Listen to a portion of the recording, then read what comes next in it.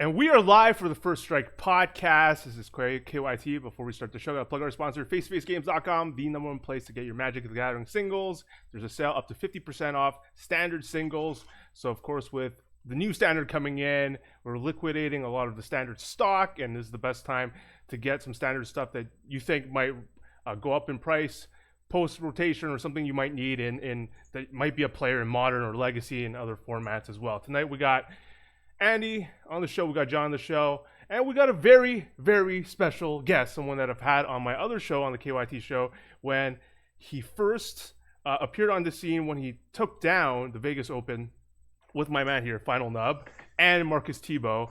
Not only that, when he come on the show, he talked about how they basically met the morning of that tournament. So that itself, that story alone is really good. And now this past weekend, he decided to take down GP Atlanta with Ad Nauseam Tendrils. Welcome to the First Strike show, Cyrus. Hey, thanks for having me, KYT. I'm happy to be back on. I'm surprised. Okay, a lot of questions rushed to my mind because listening back to that old show, you talked about how you wish the SCG Tour would do more events on the West Coast. And here you are just like, I guess, flying to the East Coast and crushing the Legacy tournament? Well, yeah, I try to fly for the Legacy Grand Prix because although Star City Games is great, it's a little smaller stakes. Although now you can qualify for the Players Tour from it, so that's pretty cool. But it's harder for me to justify flying out for SCGs just because I really wanted to kind of try and qualify for the Pro Tour for the first time. And I don't know, to me, like GPs have a little bit more weight just because the Legacy GPs are pretty rare and GPs are pretty rare. Not that the SCG circuit isn't great, but I can't afford to travel for both, you know. So I try to fly for the Legacy Grand Prix. But I can't do both. Okay. That makes sense. And then back to the Vegas Open, when I asked you, like, if John or Marcus would influence your deck choice, you're like, no. If they want me on their team, I'm playing Storm for sure. And how is that deck selection Legacy, how does that progress to the list that you ended up piloting at GP Atlanta? Well, it's a little bit different. A new card came out, Veil of Summer, so that's like a new green card. So I added another green land to the deck. I actually almost played Death and Taxes for this tournament. Like post War of the Spark, Storm was pretty poorly positioned because new main deck cards were coming out that were good against Storm. So you were no longer very good in game ones against Narset, Part of Veils, and Karn the Great Creator. So I was struggling a lot against those decks and wanted to play a proactive creature strategy that could attack the Planeswalkers. So and I didn't really feel like playing Delver because I think Delver's a boring deck. So I played a lot of Death and Taxes, but then Plague Engineer and Ren 6 came out, and although Death and Taxes is not dead or anything, I thought that Storm was much better positioned against those cards because it essentially ignores them. And I just really good matchups across the board. You know, the decks are just trying to be like this mid-range fair arms race right now, and Storm is Dark Ritual. Like playing a spell-based combo deck is really good against people who are trying to do very fair things. John, I'm going to let you take over to talk to your ex-teammate here. Yeah, so we're in the same chat here. We talk about the positioning of Storm and Legacy all the time, and it's been really interesting to see the evolution of that since our biggest win here. For those who don't know, I also play a bit of Ad and Pest in Legacy as well. And there was like a 1-2 month period where like you were so down on Storm in general, Legacy in general, that like you almost made me sell Storm and the LEDs and the Inferno Tutors and all that. Not really, but can you talk about like what changed during War of the Spark and that era of Legacy and why you thought Storm was down, and then what changed afterwards specifically? I know you mentioned some cards, but just like on a macro level, what happened? Yeah, well, Storm struggles really badly against permanent-based hate. So Karn the Great Creator tended to go into Chalice Shells, and Chalice decks are Storm's worst matchup, and Narset tended to go into Blue-White Shells, which are Storm's other worst matchup. The Chalice and the kind of like the counterbalance decks, not necessarily Stoneblade, but the more Miracles, more controlly Blue-White decks. And so those decks were everywhere and had that were very good against Storm. So they're both more popular in deck, even though they were already good. And some of your better matchups like Grixis Control became not as good anymore because of Narset. And people were just playing with the new cards. And Legacy doesn't change very often. It's very rare that the whole format gets shaken up. So what I kind of felt like was Storm has been getting progressively worse over the years. A few cards have gotten banned out of it. Other decks have gotten new cards. Storm hadn't gotten new cards. And I thought that it's time when the sun had kind of come and gone, because what are the chances that Legacy is going to go over an entire macro change? Like Dreadhorde Darkness, that's the other card. Delver decks became much better against Storm because Dreadhorde Darkness. because they could, out card advantage you and just find more counter spells than you had discard spells. But I of course was an idiot to not assume that the very next Magic set would bring a bunch of new cards that changed the entire format again. So it went from being dominated by Narset and Karn and Dread Hurricanist to being dominated by Ren and Six. Everyone wants to play Ren and Six decks, and Elvish Reclaimer decks from the Turbidepth decks. And Ren and Six decks and Elvish Reclaimer decks are terrible against Storm. It is they're one of their worst matchups. So I lost 0 matches to those decks this weekend. Well, my loss was to a good matchup, but the whole meta just shifted again, where I've never felt Storm was this good. And it's kind of I should have had more faith in the deck. Formats change, but just my thinking was Legacy does not change very quickly. Usually things are there for a long time. You can't expect things to get banned, and it's unlikely that we're going to see new cards that will shift away from Karn and Narset, which are very powerful cards. But again, Ren and Six came out, and I was just not really expecting that, which maybe I should have expected them to print a broken 2-mana Planeswalker. But yeah, so I think Storm's really well positioned again, so I wish I had more faith in the deck, and I feel a little silly now, because I, at one point, I think I definitely said that I did not think Storm was going to be competitive again, because it would take, this format would have to change so much for that to be true, and it did.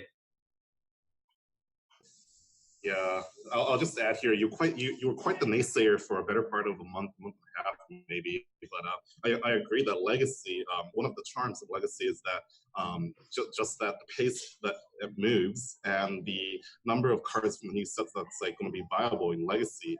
It takes so much. The hurdle for being a Legacy card is like infinitely higher than the hurdle for Standard and Modern. And to see the entire format going constant upheaval for the last year, it's like, I think it's a bit unprecedented. So obviously you can't predict that, but Legacy is in an interesting spot right now. Like, if I can just mention a few of our Ontario / face-to-face friends of the podcast here, Edgar Maglies. Sorry if I butchered that. He did very well with the what is it called? The what I like to call the 4-color Snow Abomination deck. Basically anchored by Arcan's Astrolabe. I'm playing like the 4-color good stuff deck, akin to what the Leovold deck was before. He top-8 a Grand Prix with a similar 4-color control deck, Niagara Falls. Right. Yeah. So that's been on the uprise. And Tariq Patel, I'm not sure if you've had him here card before or not, but definitely known in the Ontario scene as one of the best players. I think he also top-8'd with our old friend Hogak. And if you look at the Tariq's list, it's basically the previously banned modern Hogak deck, color shifted for blue for Careful Study and Hedron Crab, which I think Cyrus, he actually beat him in the quarterfinals. Yeah, he actually went back-to-back. He also top-8'd Star City Games Syracuse with it. So he top-8'd back-to-back Premier Legacy events. And I asked him about it, because we got dinner the night before day 2 of the Grand Prix. And we talked a bit about the deck, and then he tested the matchup, the Storm versus Hogak matchup a dozen times against some of my friends, and I watched, and we talked about the deck and had a sideboard, which is kind of funny because we played in the top 8. But he told me he didn't even really he hadn't played the modern deck before, because he is a doctor and he's on his residency right now, I guess. And so he kind of took a little mini vacation to play Syracuse and Atlanta and top-8'd both. But yeah, it's basically just the modern Hogak deck, but with crabs, because you can cut Faithful Suiting for Careful Study, and it lets your mana base be a lot better, because you could just be a Sultai-colored deck.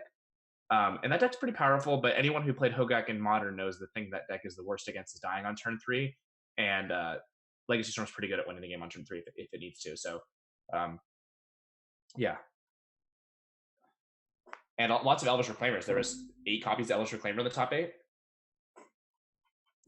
Yeah, that's very impressive. Just like it's just like keeps astounding me how new sets are just like finding their ways into eternal formats here. And yeah, like definitely, like people are talking about like warping their Rug Delver deck, which is also I think it was the most played deck at 12%, and it's being on the rise for sure.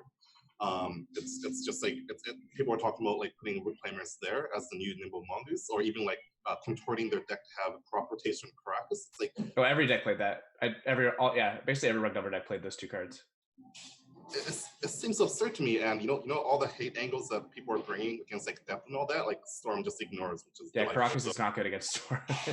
No, not at all. Or crop rotation. People basically just cut all their Storm hate for depth hate, and it worked out.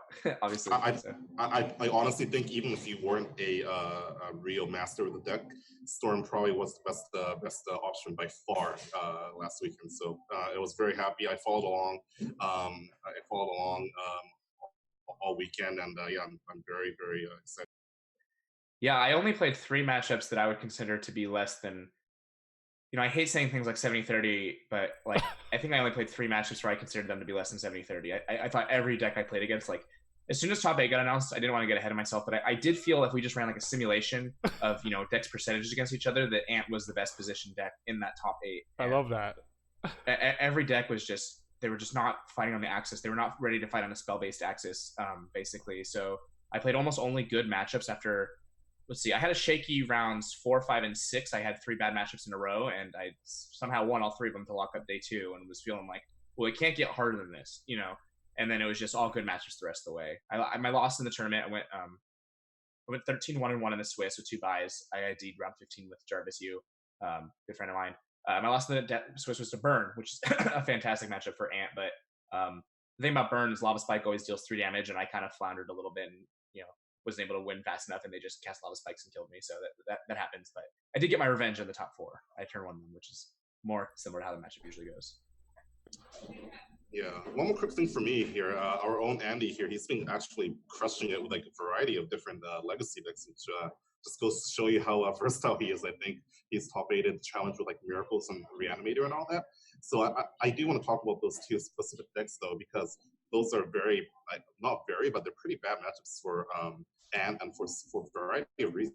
Like you just didn't meet him in the Grand Prix. Noted. Well, I don't think Reanimator is a bad matchup, but I do agree that Counterbalance Miracles is a bad matchup. Right. Counterbalance AK Miracles. Like it has to have AK Predict also. So a few things, but yeah, I don't think Reanimator is a bad matchup. Fair enough. Well, maybe for a master like you, but like what I wanted to say was like the metagame shift, like noted Miracles enthusiast Anorak that does. Like not even he's playing Miracles, and I think it's for a few reasons, but like great cards just like kind of chase Miracles out of the format and all that. Like what happened to Miracles?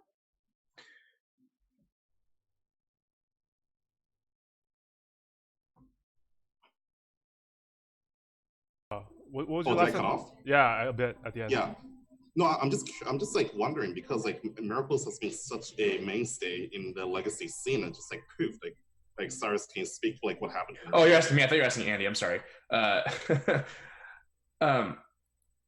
Yeah. So, well, the Miracles isn't good against 2-mana Planeswalker. Like Planeswalkers are traditionally hard for that deck to deal with. The only creature they play is usually a few copies of Monastery Mentor, but Snapcaster Mage. Snapcaster Mage does not line up well against Red and 6. And you just create this card advantage engine that's like eventually it's going to ultimate and just win the game, and it comes down on turn 2 and it forces you to have your like 1 or 2 of Council's Judgment, or post board I guess you have Hydroblast. So it's like if the tempo aggro deck is able to play a better long game than you, it's kind of like what we saw with like Vampires in Standard or something, where they get to play Planeswalkers and these really expensive powerful spells. It's like what's the point for why would you play a control deck? If the more aggressive decks have a better late game than the late game decks, there's not a reason to play the control deck. So you need to warp your deck in a way. Like maybe I saw people playing 4 Monastery Mentors and Jeskai Mentor, and then suddenly you have a reason to play this deck because you're stronger in the mid game. You have a very powerful mid game threat and a consistent one because of the cantrips and the counter spells and the card advantage. But playing the traditional really slow blue-white draw-go control deck, I think, is not especially viable. And all of the Chalice decks are traditionally pretty poor against Wasteland, except for Moonstompy, but all of the Ancient Tomb Chalice decks that are, the Soul one, like Eldrazi Post, things like that, are really bad against Wasteland. And now so many decks are playing a 2-mana, recurable Wasteland Planeswalker.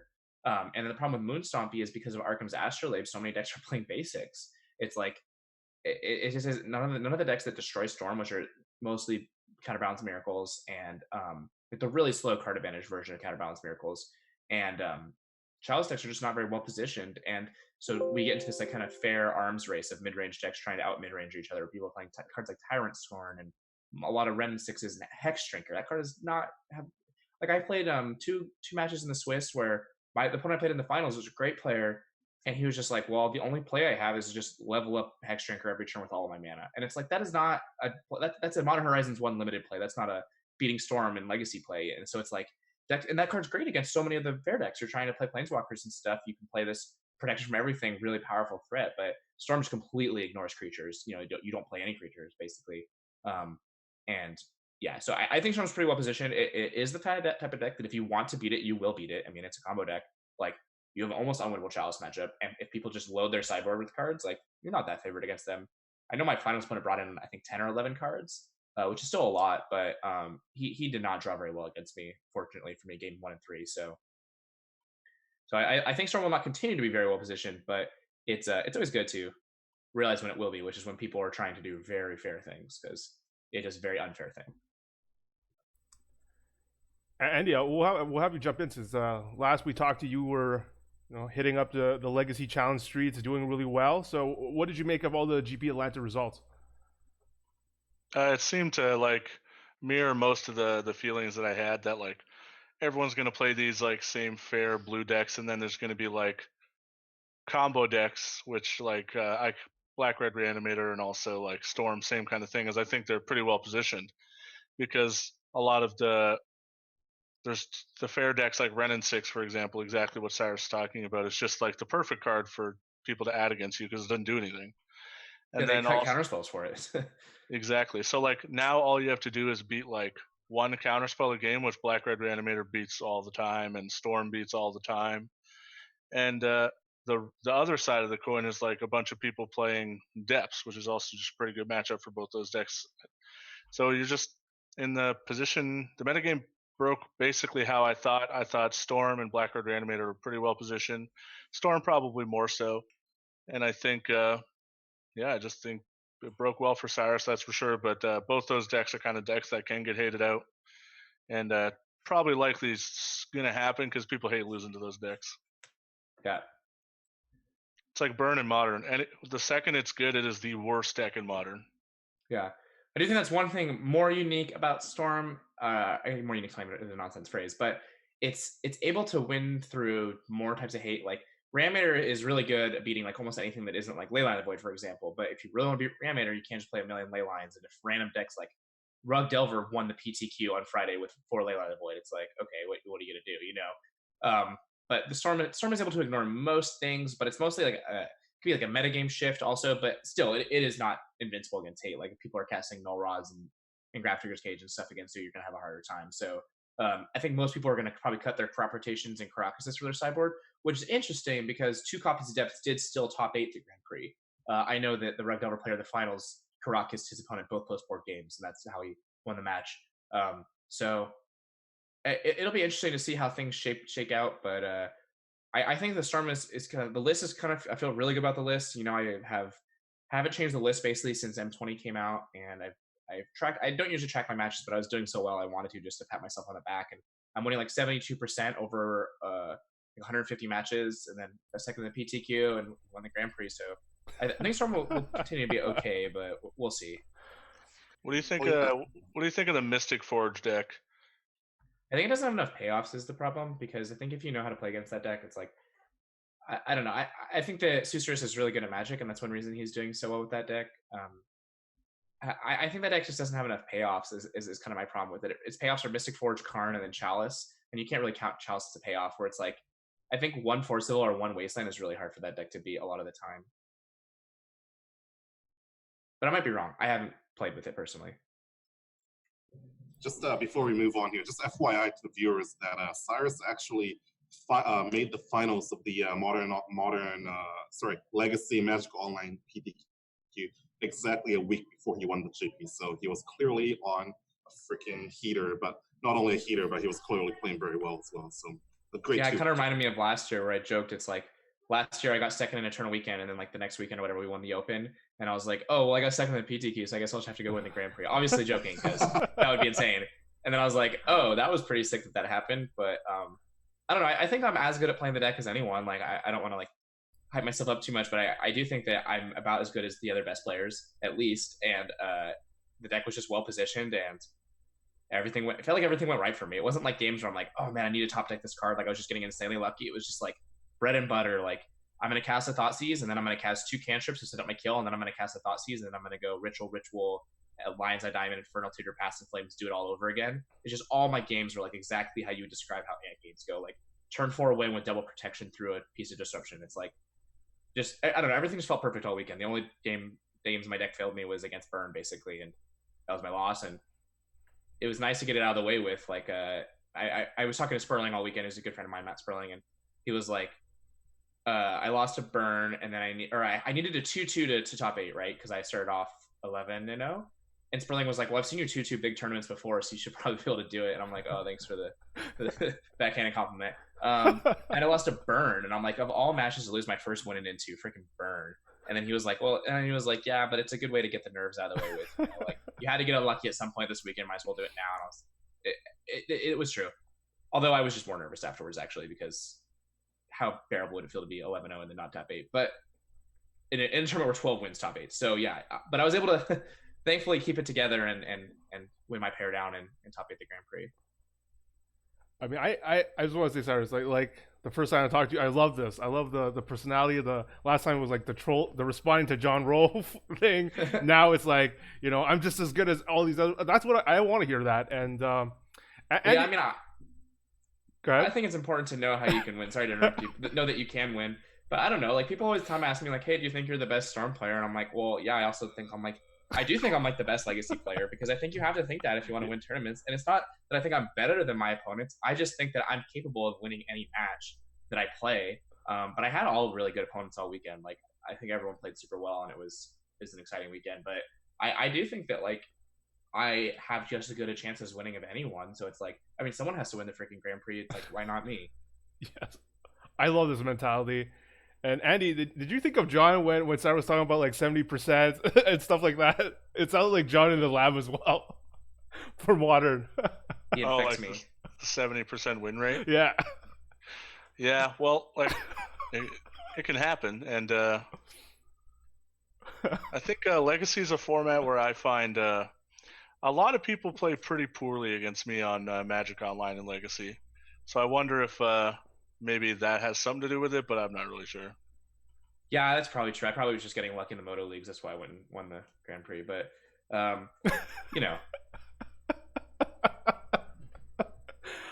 Okay, Andy, how does this affect your deck choice for upcoming like Legacy challenges or tournaments you might play?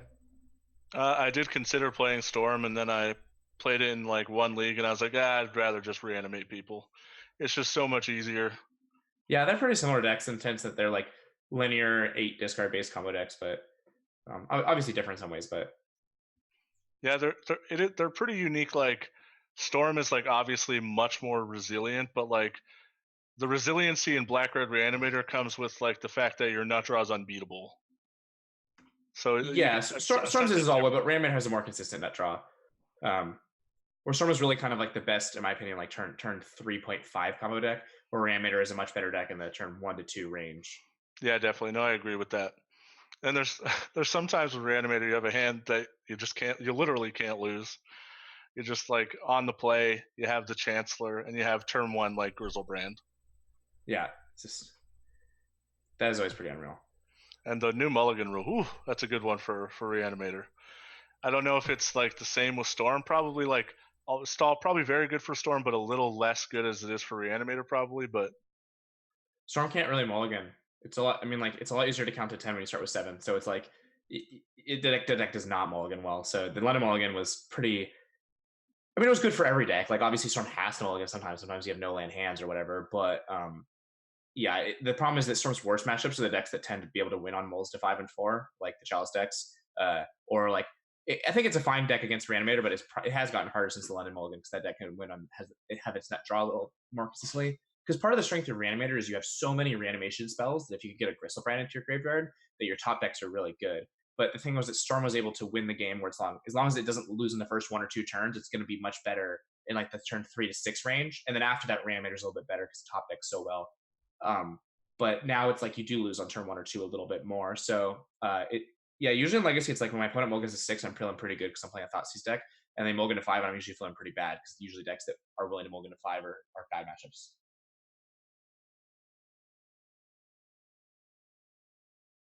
All right, let's change it up a little, Cyrus. Let's talk about some content stuff. I don't know. You keep on your like recent tweet, you keep tweeting that there's a living document of your latest Storm list of the sideboard guide. And last we talked, you were finishing up like 6 your 6th episode of a podcast. Where are you at in the content space, and do you have plans to do more content in the future? Well, my kind of have my computer not really be working, so it's like whenever I try to stream, it just drops a bunch of frames, and I'm not sure why. So I kind of I got a new hard drive and reinstalled Windows and stuff, so I haven't tried streaming since then, but I hope that works. My podcast co-host, he hiked up the Pacific Crest Trail, so he basically hiked from Mexico to Canada. Wow. And so he's been doing that for the last like 8 months. So he finished his hike today, actually. So we'll probably record another episode soon, but I'm not sure if the show's going to be consistent because a lot's changed, obviously, in 8 months from where we were. But I'm writing a tournament report for Channel Fireball, so you'll be able to check that out there. And then I also write for a blog website that my friend started called Mana Tutors. So I only have one article up there right now. It's about a now restricted vintage deck, which was Karn Chops. But there's a lot of really great content on there, and I'll be writing an article for them this week probably. So check out Mana Tutors. Yeah. So, and then the guests on podcasts. You do like the podcast tour after you do well to turn. Everyone wants to kind of listen to you talk about how smart you are, I guess. Well, I love listening to how smart you are. This is great. This is great stuff, and I think John and Andy are on the same page with me. I've also noticed. Speaking of which, like you mentioned, Matt Sperling's a good friend of yours. It's like he's, I guess, diving into YouTube content creation, making this Magic for advanced players series of videos. Yeah, that series is great. So the thing about Matt is that he was never like fully committed to Magic just because he's an attorney and he's married and he has other things he likes to do. So he's the kind of person that plays Magic as a hobby and then top 8's 3 Pro Tours because he's just really good at Magic.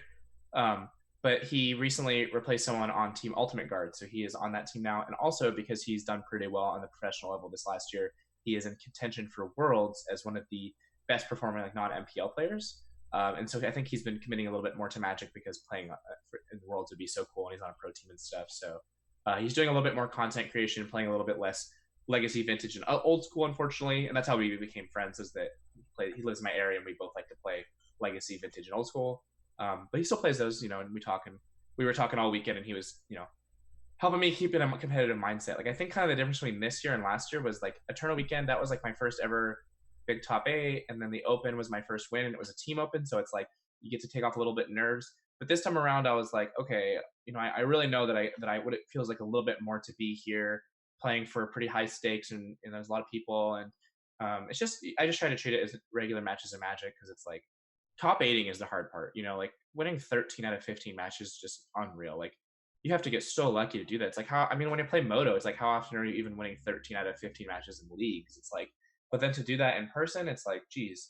But then when you're in the top 8, it's like whatever. You just have to 3-0. Like just take it one match at a time, because it's like I was already stoked to be there. But there was the changes to the pro system, so playing for first place was worth considerably more than it has ever been in the history of Grand Prix. So that was pretty exciting too.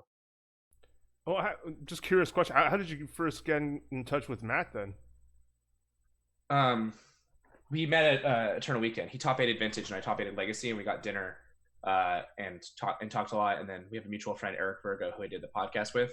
But Matt lives in the Bay Area, so we go to the same tournaments and stuff. When Channel Fireball has its Legacy tournaments, or Eudaimonia has its Vintage tournaments, the local game stores out here, we go to those and see each other. So, sweet. Okay, let's talk. Wait. Sorry. Go ahead, John.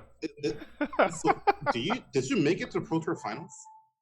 So how it works is the winner of the Grand Prix qualifies for. So by top 8ing, 13 wins at a Grand Prix gets you to the regional Pro Tour, which for the USA, for the Americas, is in Phoenix, Arizona in February.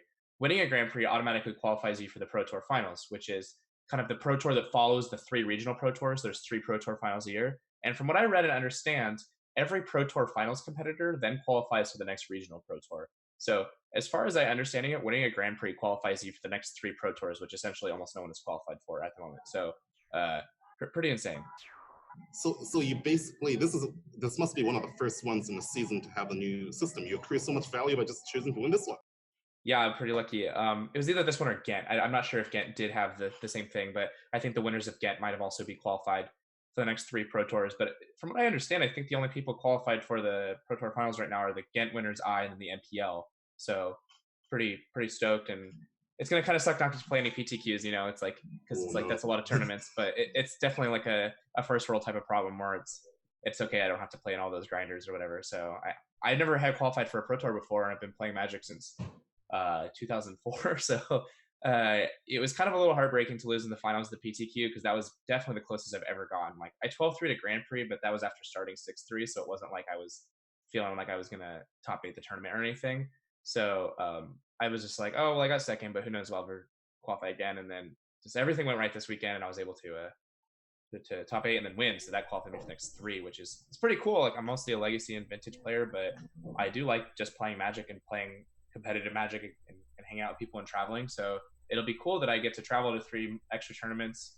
And also, I would like to stay on the Pro Tour. I think that I know that I had to work really hard, and I'm not like the fastest learner. I'm kind of a slow learner, but I play a lot, and that helps me. Like my method is more of just one of preparation and more practice, and just trying to work a little bit harder than maybe some other people do.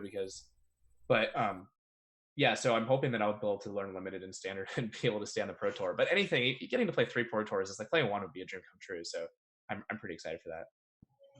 Your Twitter handle has the phrase "never lucky." You might want to consider changing. Yeah, everyone always tells me that's kind of the inside joke, is that I'm extremely lucky. But Andy, what are you qualified for again? I'm qualified for Richmond. So that's not the Arena Pro Tour coming up, but the one right after. And that was sick. You won with Escape Shift. I listened to that podcast. I did. It was the first weekend it came out, and I looked at the deck and I was like, this deck looks pretty cool. Played it through a league, and I 4-1, and I was like, all right, I feel pretty good about it. And then I just played, which is completely the opposite of my usual like hyper decision paralysis that like I get pretty upset, and I get in pretty bad mood sometimes picking a deck for a tournament. And that time I just kind of, I'll play this. Yeah, I have a similar thing. Jonathan knows because he's in a group chat where I send almost all of my salt and frustration. So he has to listen to all my frustrations with decks and not feeling good. Like I know I tweeted like a few days before the PTQ, I was just like, I don't even know if I want to play more tournaments after Atlanta and Tour Weekend, which I already paid for my trips, so I have to go to those, I guess. But I was just like not having fun playing Magic, and I hadn't done well in Magic since the Open, basically. And it's hard because it's like playing more Magic does not. You never deserve to win, obviously. Like you never. Like people always like, well, I shouldn't have lost this matchup to this person or whatever, but that's not how Magic works at all. And just by playing more, you are not suddenly more deserving than anyone else of winning. And I was like, kind of just feeling like, oh man, like I did pretty well. And it's like, was that just a fluke? And then I have been playing every weekend, playing PTQs like for 8 months or whatever, and had not done well, basically any of them, like just moderately well, like 4-2s and stuff. But it's like, I was like, whatever. So I took like a 2-week break basically of playing Magic.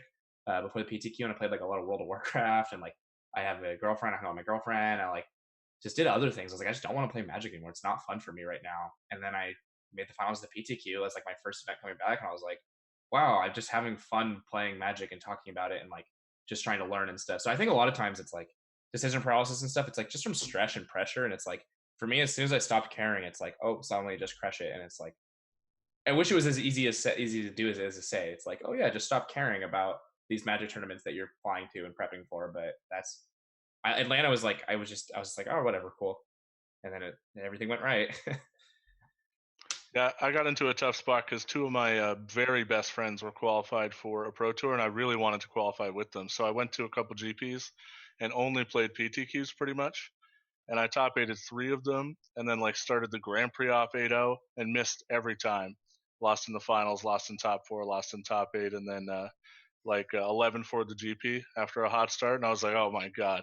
And so I also did the same thing as you. I just kind of took a step back, took a break for like a few weeks, and then had a Saturday off, which I never have, and was like, oh well, I might as well play this tournament. I'm here already. It's on Moto, so it's crazy how that happens. It's like, yeah, exactly. I wish it was as easy to do as it is to say, though. Like I'm really trying. One thing I'm happy about is I really do feel like this one's going to carry me for a while in terms of feeling like, everyone plays Magic for different reasons, but obviously a big reason a lot of people play is to feel validated. They're competitive. They want to feel like they are good at something. And even my brain is not going to be able to convince myself that winning a Grand Prix is not sweet. So I'm hoping that I am content for a while and am okay. Like part of Magic is you're going to lose a lot. And if you don't have fun when you're losing, like at least a little bit, you probably shouldn't play because you're going to be losing a lot of the time. So I'm hoping that I'm able to be content with this for a while and just enjoy playing the game, not treat it so much like a job or something, you know. Yeah, one of the problems is like when you start caring too much, like the little things are able to throw you off your game because you care so much about the tournament. Yep. And I think that's like a slight little mental thing that doesn't happen when you're like okay with a loss. Like this is just the modern challenge, but I started 6-0 and then I lost to not top 8, finished like 10th or something. And I wasn't even bothered. I just like went on with my day and just kind of hung out with my friends and played Rocket League and had a good time. And I think that kind of a mindset has helped me do a lot better in tournaments. Yeah, definitely. I mean, like I 13-1 the Swiss, so I was 13-1 in the Drew, and it's like I tracked all my leagues just because, like I said, I only like tracking when I'm doing well because it makes me feel good. I think it's mostly not very useful to have tons of magic data, but when I'm doing especially well, I kind of start tracking until I do bad just to hype myself up. And I don't know, like I was just like, well, so I would like 4-1 a lot of leagues, like I was winning a lot, but then it's like, okay, 2-3. I went to a weekly before leaving for the Grand Prix because I don't play a lot of paper magic, so I like to just like play with my cards so I'm not dropping them all over the place. And I won 3 the weekly, and I'm like, oh, God, I'm about to fly to a Grand Prix, but that happens. It's like it doesn't not happen, you know. And then it's hope to win freaking 13 out of 15 matches, I guess. It's like, I love your honesty with the keeping track of thing. I sometimes will do it when I'm doing really well as like a defense tactic to convince myself to still play the deck even if I do poorly for a little bit. yeah, exactly. I just want the sick brags, you know. But I was just, well, mostly it was just like, wow, I'm like winning a lot, but I'm not 5-0ing, but this list feels really nice. And I was just like, oh, might as well just write down how well I've done. Because I also wasn't playing a lot. It's a lot easier to track when you've played like a few leagues or whatever, you know. I ended up playing like 150 matches, I guess, but that's because it was since M20 came out. So that is much less than I would normally play. I usually was playing 50 matches a week. And so that was like, I don't know when M20 came out, but it's been a few months, right? Yeah, it's been 2 months. So over almost 3 months. So it's been like I played like 50 matches a month rather than a week. And that I think was huge in terms of me just not being so freaking burnt out. Are you excited to get your hands dirty with standard, modern, draft, and all that? We'll see. I mean, part of it is that like I'm kind of like I'm not known as being a good standard player. Like actually my highest like moto rating and like paper win rate and everything, like most consistent finishes are with standard. Like I just have played Magic for a really long time. And so the thing about standard is a lot of it is just playing Magic, you know, like pick a good deck and I read the articles and then you're playing pretty straightforward games of Magic for the most point. Like I have a hard time with modern mostly because that format is so unique and the people that play it I think are really good at it. Like I think modern's the hardest format, but like Jonathan's a master of modern, you know, like he just always seems to crushing it. But it's like for me standards, I don't know, for me standards just like playing Magic. Like you can just net deck a list from like face to face or whatever, you know, and then play it and you have a sideboard guide and you're just it's pretty simple combat and decision making and evaluating cards. So I do like standard a lot. And I'm excited. I think standard is the best format besides limited if you're playing it every week. You know, like what makes standard interesting is the week to week changes because the individual games are not always as great as every other format, even though they can be pretty good. But you see people like Derek when he's on the podcast, like he's doing week to week changes of his decks. Or for a while he was only playing one deck, but that was its own thing. So I'm excited about standard. Limited is really hard. I've played limited. You know, that was like all I used to play before I got into Legacy. And I kind of struggle with it. Like I don't even 3-0 in Moto or anything ever. So I'm definitely gonna be trying to play a lot of limited. I was pretty good at War of the Spark limited, so I'm hoping that I'll be pretty good at Throne of Eldraine. Modern Horizons was really tough for me though, because that was a pretty complicated format. But also part of it is I'm kind of like I don't have a team or anything, and no one's qualified for these tournaments yet. Like the people that are qualified for the regional Pro Tour are the PTQ winners, right? But there's been a few at Grand Prix and Moto, which is not very many people. And then it's the MPL, right? And then there's the Hall of Fame. But I don't think Platinum and Pro, I don't think, and then Grand Prix top eight competitors. So I don't think that like Platinum pros or Silver pros or Gold pros are qualified from what I understand for these specific ones. So it's like I don't even know who I'm going to test with. Like I think it's going to be cool to work with people, but my friends don't play these formats. They play Legacy and Vintage. So it's like, and Sperling's on Team Ultimate Guard. It's like I don't think Team Ultimate Guard's going to invite me to their team. Sorry, I'm okay, but Reduke and Matt Sperling and all of them are also pretty good. So I really want to find like a group of people to test with and talk to, you know, because I'm not the best at standard limited yet, but I want to practice. So I'm a little nervous, I guess, is the best way to describe it, because it's just an exciting experience. Never played on Pro Tour. I don't know exactly what it's going to be like. I definitely hope you're. I feel like you should be considered by these super teams, but that's just me on the outside looking in. Well, maybe if there was a legacy tournament, like those teams, sometimes people message me when there's like the legacy Pro Tour. A few people message me, but it's like, come on, like I have never day 2'd one modern Grand Prix ever, and I've never played a standard or limited Grand Prix. Like, I don't know. I mean, there's clearly talent there, and just like how me and Andy, we just gravitated towards John right away, even though he's just known for, at that time, for his GP top 4. But it's interesting to talk. I'll use this opportunity to talk a bit about the qualifiers and what we have going on at Face to Face Games, because I just posted this week the WPN preliminaries and qualifiers for Montreal and Toronto. And what I find that interesting a lot, Andy, is like every store can do it differently. So they could have it like be pretty open events and have the finals be super open. But for Toronto and Montreal, we've decided to host 4 prelims, top 8 get free entry to the finals, and then the finals are only 32 players, where the winner will not only get an invite to the first regional that Cyrus will be at, but also we're offering $400 travel stipend to help them get there. So that is really interesting. What do you think about that? Are you going to play in a bunch of those, Annie? It's a good way to keep the invites local, is kind of how I feel about it, because those, I don't think I would ever travel for one of those. I just can't. I can't afford to take 2 weekends for like one that's close. Like I could for PPTQs, because like they were all within like an hour of me, or like 40 minutes, half an hour, and they were on Saturday and Sunday all the time. But I will almost certainly never play a WPN qualifier like for the final thing. Right, because you're saying you have to travel hours just to try to top 8 a prelim, and then you have to go back again for the finals, right? You'd have to. It depends. If like the prelims are sick value and you like do one on Saturday, one on Sunday, and I can make a weekend of it, then maybe that kind of thing would be kind of cool. But Toronto's done that. Toronto's lined up so that it goes 1-2, and then the next week 1-2, bam again, and then their finals is like later in November. Well, like I could see myself traveling for that then, because then maybe I'll just like stay at a buddy's house and play both and then go home. So I think if they're run like that, then maybe I could. But I do think that system is awesome for local players, just to get to play these really great events, and especially in bigger hubs like Montreal and Toronto, where they can support like that many local players of like high quality, getting to play these like really cool tournaments. It's like getting to have like PPTQs sort of, but like all to yourself. I don't know how to describe it, but they sound really cool for people in the area, that's for sure. Yeah, I anticipate, like I'm really curious how many people show up to these, because again, like the top 8 all be qualified for a final. That's a lot, and depending on how many people end up showing up to these, I mean, it could be 100 players at that point. Like it's going to require some luck to get there, even if you play all 4.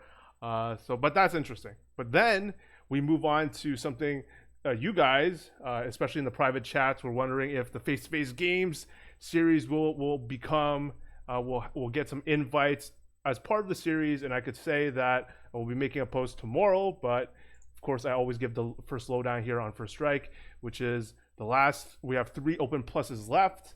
And if you win one of those open pluses, you will basically win a Players Tour qualifier. You will be qualified for the first regional Pro Tour event that they have, and and then one of them is in John's area. So John, if you want to join Cyrus, you have to take down, I guess, the Vancouver over Open Plus. Is it, John? Yeah, the Vancouver guys are pretty easy to farm. So Cyrus, I'll message you about Airbnb after. That's the cockiest thing I've ever heard you say. Usually the opposite. Now I'm the one influencing you, John. It's a good influence. I'm starting to track my matches, and you're starting to talk the talk. I love this. It's a good influence. We need John to be more cocky in open space, not just behind closed doors. So November 16, Toronto Open Plus, November 23, Calgary Open Plus, December 7, Vancouver Open Plus. All 3 winners get to go to the same tournament that Cyrus is qualified for next year, and I think the Vancouver one's gonna be hype. Like you got Warren Smith, all these guys are probably going to be hyped to win this tournament. Marcus Tebow is probably going to be there to try to take it down. Yeah, I'm sure the Seattle folks will. We have a lot of crossover in the Pacific Northwest. So I'm sure the Seattle folks might come over just to win, try and win the Pro Tours. just to farm you easy Vancouver guys. They're like, get out of here and just school and win a seat through this. So yeah, it's exciting that they recognize the face-to-face game series, even though, of course, for a geographic standpoint and attendance standpoint, like the SEG, people are gonna get more, but they're recognizing different series in Europe, in different parts of the country, and it's nice to see that they're giving the nod to the face-to-face game series in Canada as we try to promote Canadian Magic and do more events next year. And what's exciting is we're planning for next year, and we did one Magic weekend this year as an experiment, and I think you should expect, once we make announcements for next year, more exciting things to happen, more possibly 2-day face-to-face things. So I mean, that's a sign that Magic is growing as a whole, as I think John might be getting kicked out from Starbucks. So any last words, John? We're going to wrap up the show. Yeah, so first, let me say that I think it's very exciting for FaZe to be doing this. When I saw the potential of like a series, like I don't know what it's called, but like a series where the series can like award you Pro Tour berth, I kind of hope that face-to-face will have it. So I think it's very cool. I think that like, given that I have friends in Toronto and Montreal, I might just fly into one of these like next year as well. So I think it's very cool. Also, like let me just have one quick rant here. I think we've had too much positivity and the tone is completely celebratory. So let me just like tell my own story, my own anecdote, okay? You know, I didn't even have Pro Tour aspirations when I talked for the Grand Prix Toronto, and I didn't have expectations. And my Pro Tour Richmond experience was not great. It was like actually pretty awful looking back. I only didn't feel it this way because I didn't have expectations.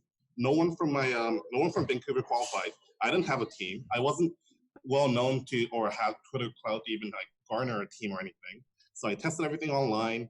I didn't know anyone in Richmond, and Richmond, as everyone knows, is the pinnacle of culture and sophistication, and the city was great. I really enjoyed it. No, I didn't. And the whole, it was cool to make it, but I really wasted my opportunity. Now that I'm more developed as a Magic player, I wish I could get there again. So I guess my advice to you, Cyrus, is like, you know, a lot of people on the internet. Like Twitter is great. You know, you have a lot of contacts. Find a great a group of people who will trust you with like testing process. You know, share your ideas, have the same goals. You know, I was in the chat for Pro Tour Barcelona when Sean Gifford, Sean Dollywall, Daniel, etc. They were all there, a group of Canadian players. And you know, I really think that without a super team, there's so much information flowing on Twitter and on social media right now. I think like us, like common people, without a real super team, does have a chance. So. Yeah, definitely. It's just hard right now because no one's qualified yet. Because the regular pro teams are not auto-qualified for this one. So I'll have to see after Richmond, because some Richmond people are going to qualify from that and then start reaching out. But luckily, kind of a unique situation where the Pro Tour is not for 5 months. It's not until February. So I qualified for one pretty far in advance because this is like the first one of this cycle, kind of, you know, this and Ghent, I believe. So yeah, so if anyone is interested in is qualified for this or will be and wants to talk about Magic, you know I'm known as a Legacy and Vintage Specialist, but I think I have a decent mind for Magic, and yeah, so reach out, and I'm going to be trying to improve at those formats and hopefully do pretty well at one of the next 3 Pro Tours I qualified for, which is insane. So I can't believe it. Yeah, let me just vouch for Cyrus here. I talk to him like pretty much every day. He's got a great like analytical matched mind, and yeah, don't waste your first Pro Tour berth like me. I pretty much wasted it. I had no chance, and I got farmed. So well, just go back. Just get back there, dude. Then it'll be okay. Sorry, man. When John says he got farmed, that's just too funny. I got farmed. So no, but like I think if people just listen to your thought process and don't come away with like, man, I probably want this guy on my team. I don't know what to say. John, we'll let you go, I guess. I'll talk to you later, John, or if you're not gone already. He's gone. Cyrus, thank you so much for coming on again, and I want you to, hopefully we'll get you back on right before maybe in the time area right before the first regional players tour and see what you've been up to then. That would be an awesome treat if we can get you back on. Or maybe I'll win Grand Prix Bologna or Eternal Weekend, and then you'll have to have me on again, right? So I'll just try to go do that, I guess. I think pretty good odds you're gonna do pretty well at Eternal Weekend, especially knowing your track record. So yeah, Bologna's legacy. So all right, I'm hoping I do okay, but fingers crossed. I mean, it's so hard to win one Grand Prix, let alone ever freaking make the top 8 of another one. So we'll see. But yeah, thanks for having me on. It was great as always, and I enjoy the cast. So thank you. The simulation says there's a good chance. Thanks for coming on. All right, bye. That was Cyrus Corman-Gill. Oh man, great show, great guest, great guy. I mean, reminds me a lot of when we first met Final Nub, Andy. Like, just someone. Yeah, he's got that vibe of like they just work really, really hard and much harder than I would ever work. They like have side work guides written out for everyone, doing all this like free content on the internet. Like I like good job. I could never do it. I feel like it's almost. I feel like I'm thinking of Moneyball. Like, how could someone not pick like these guys and like form this like underrated super team? Because these guys obviously have an insane amount of talent. And I mean, if I was qualified and I had a room of people like him and John, that would be sick. So, any final words for you, Andy? No, I just ordered a full modern deck on face-to-facegames.com. Which one? I ordered Bring to Light Scape Shift. I think that's what I'm going to play. And I think my list is unique, actually. I'm no longer playing the Ice Fang Quaddle that everyone was playing and was trying to convince me it was good. I tried it a whole bunch, and I think it's just bad. So I'm just playing Growth Spiral instead, and I've just been doing very well. So I think that's what I'm going to end up playing for all the PTQs at GP Montreal. Okay, that's in 2 weeks, basically. Yeah, not this weekend, but next weekend. I'll see your beautiful face, Car. All right, and hopefully, like, it's always tough to again organize these get-togethers because, man, it's just so many variables. Like, some people are doing well, so they don't want to hang out Saturday night. Understandably, if they go XO or X1, they want to be staying out too late, and then sometimes the group is just too big. Like, you have like 30 people that just want to hang out. We're doing it this time, Car. Usually I go with like a car full of guys, so and like you're not really you're not really friends with the rest of them, so it'd be weird to like bring all these different friends groups together. But this time it's just me and Elliot. So we're going, Car. You, me, Phil, Sams, and the First Strike crew. So John will be there. Yeah, John, I want to spend a lot of time with John. So I think like the one night that's like the best is are you coming in early? Like the best? Oh yeah, you are if you're playing all the qualifiers. Yeah, right? I'm coming in Friday for sure. I'm not sure if it'll be in time for the Friday PTQ, but I'm certainly coming in Friday. Okay, so I think Friday night seems to be like usually like the best time for a good meetup and not to have like the mix of not too many people because not everyone's there yet, and so. Also, there's like no pressure yet, right? Like, so the people are like 8-1 in the GP, but like, I need to get some sleep. I'm super tired. Right. But that hasn't happened yet. Right. So I think for that, probably gonna pick if the venue is the same place, probably gonna pick someplace close. I know, but Phil Sam's a foodie. That's the thing. He wants to taste different things, but we'll see. We'll see. I will think hard. Yeah. David in chat, Cyrus has already come and gone, and we're wrapping up. Again, if you want to support the show, go to patreon.com/firststrike, or just subscribe to the podcast, tell people about it, just tweet about it once. If you've been a long-time listener, just like, hey, you like the show, and tag us. And that's enough. That's more than enough. That does a lot more than you think it does. I know people say that, but it's actually fact. And with that, I will see you next week, and we will see you next week, and hopefully I see some of you at Magic Fest Montreal. And yeah, feel free to chat with any of us. Follow us on Twitter at KYT Magic, at Andy Awkward, at Final Nub, and yeah, that's all.